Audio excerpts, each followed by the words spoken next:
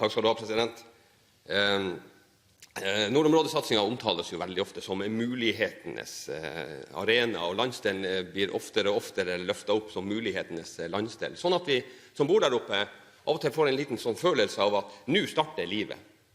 Nå, president, starter livet der oppe. Mens man i omtalen registrerer at det som skjer i mer sentrale strøk, det er altså en realitet, og det er et liv som føres. Og man forsøker kanskje ofte i debatten å fordreie det til at det ikke har skjedd noe i nord tidligere. Jeg og mine forfedre, president, kan i generasjoner bekrefte at det er feil. Vi har levd lenge der.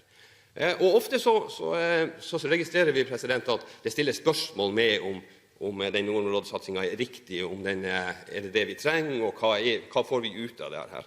Nå har statsråden hatt ansvaret for denne satsingen i snart 7 år.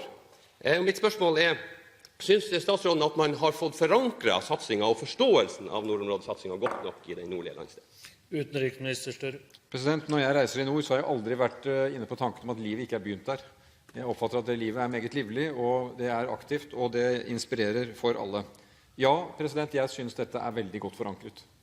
Og jeg synes at, hvis jeg får lov til å si det, at på de nærmere 40 reisene jeg har hatt i dette embets medfør, opplever en endring i holdning til hvilke muligheter som ligger i nord, eiet i nord, initiert i nord, skapt i nord. De utvalgene vi har trukket på når det gjelder ekspertutvalg, har alle vært forankret i nord. Det nye utvalget hadde sitt første møte med politisk ledelse i UD i går. Jeg synes når jeg møter regionale politikere, når jeg møter kommunepolitikere, en opplevelse til eierskap, og slik må det være.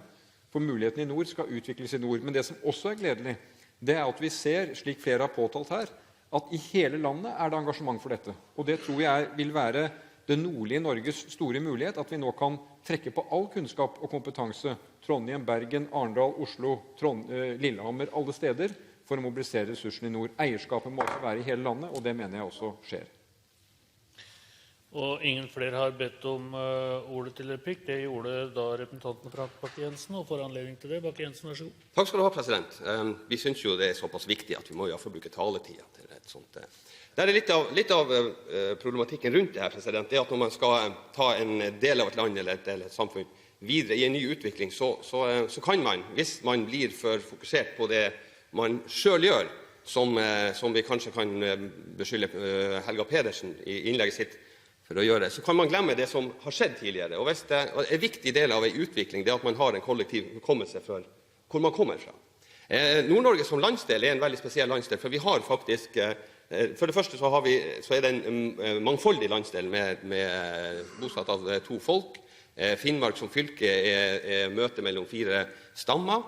Det er viktig at man i hver utvikling klarer å tenke det verdigrunnlaget man kommer fra. I konservativ tankegang så handler det om å forandre for å bevare.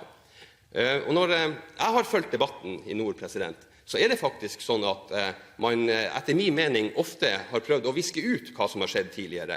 Man kan ofte få et inntrykk av at nordområdene startet i 2005 og ble opprettet der. Og det, president, mener jeg er litt av problematikken rundt den satsingen som har vært de siste 7 år. Utenriksminister Støre. Jeg ser ikke problematikken med at vi i 2005 hadde en kraftig akselerering i nordområdepolitikken. Bevilget vesentlig mer midler til det, formulerte en strategi, styrket kommuneøkonomien, definerte strategi vi har gjennomført skritt for skritt.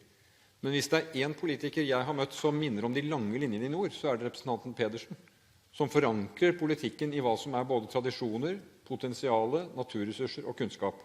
Denne meldingen som jeg har lagt fram, begynner med å referere til meldingen i 2004-2005, som ble lagt fram av min forgjenger. En god melding som var et godt grunnlag for videre debatt. Så hvis vi begynner å sette streker i kartet, som sier at det er bare det som skjer nord for dette området som er nordområdene, eller streker i kalenderen som sier at det bare er det som er skjedd etter en viss dato, da mister vi en mulighet. Så det vil jeg driste meg til å si, president, er en feiloppfatning av i hvert fall denne regjeringens inspirasjon. Vi bygger på de lange linjer. Og når nå industrien etablerer seg i Harstad og Tromsø og nordpå for å drive utvikling, så er ikke det noe som er skjedd fra en måned til en annen.